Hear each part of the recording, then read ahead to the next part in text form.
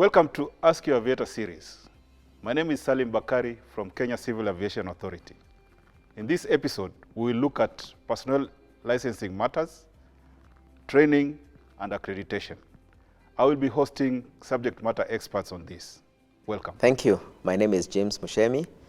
I work for the Kenya Civil Aviation Authority. I'm the Chief Examiner, Personnel Licensing. What are the requirements for registration for an examination? The requirements for registration of an aviation examination starts with the person being a license holder.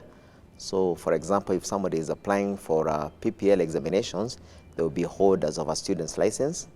Or if somebody is applying for a CPL, they will be holders of a PPL license.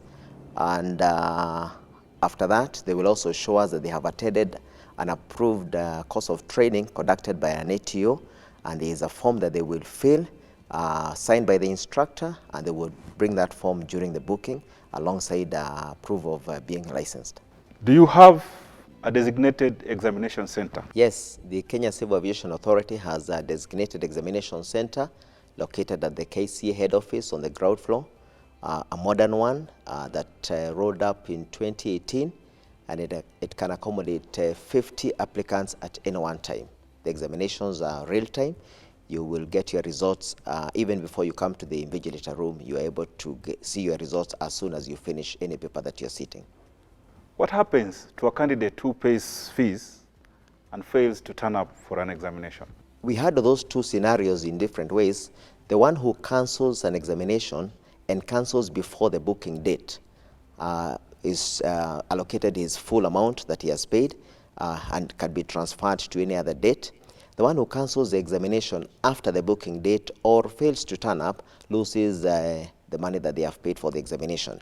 However, some of these things are looked at as per case-by-case scenario. Recently, we have had candidates who probably have tested positive for something like COVID-19, and you cannot surcharge them for not coming for an examination when they have shown you proof of positive testing. So we transfer them to another date without any surcharge. How many times can a candidate retake the same examination? On retake of examinations, our system looks at it in a different way. Instead of looking at it as how many times, we say what period is allocated to a candidate. For example, a PPL candidate is allowed up to 6 months to attempt his or her examinations. A CPL or an ATPL candidate is allowed up to 12 months to take the examination. So our system is more on the space of time allowed than the number of sittings that one candidate can come for the exams. When do the examinations take place? The examinations take place every week, Tuesday, Wednesday, Thursday, and Friday.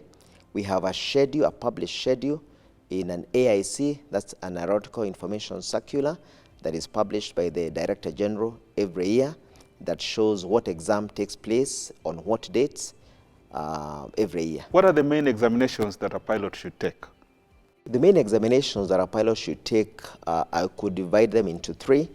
They are the medical examinations. Some documents will call them medical assessment. Some other jurisdictions will call them medical examinations. Then we have the theoretical, that is the knowledge examinations. And then we have the practical examinations. The knowledge examinations are the written ones, probably multiple choice. Some of them could be essay questions. And also we have the oral questions.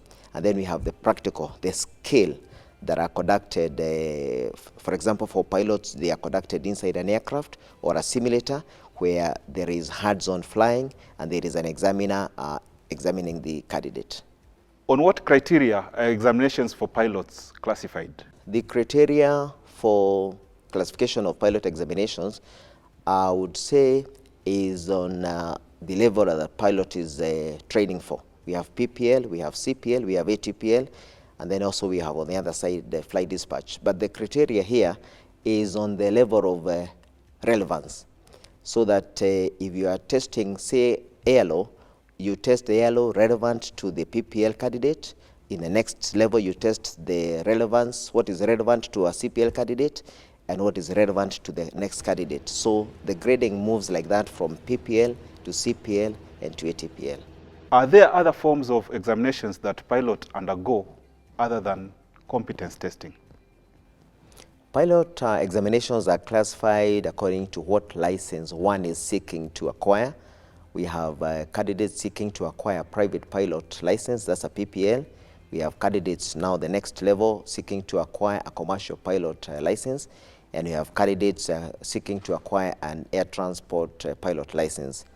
The examinations are classified as per the level of relevance, so that even if you're testing the same area, say for example ALO or human factors or navigation, you will test it in the level of relevance to each category. Please explain the concept of flight hours on grading the pilots.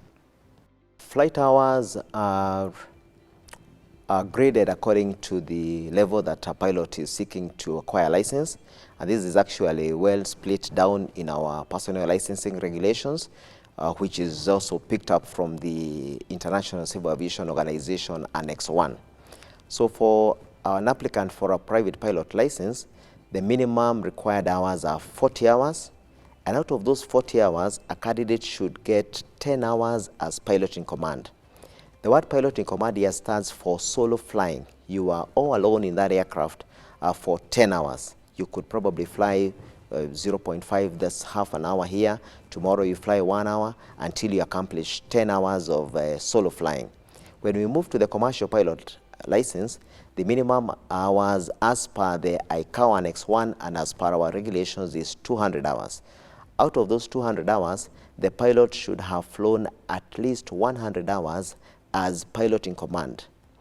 That means that he is the sole manipulator of the controls in that aircraft at that time for those 100 hours. So they will do a lot of flying probably across cross countries. They can move from Nairobi to Mombasa and back. They would go to Magadi, they would go to Amboseli as they build up the hours. But this is done within a controlled environment in the approved training organization.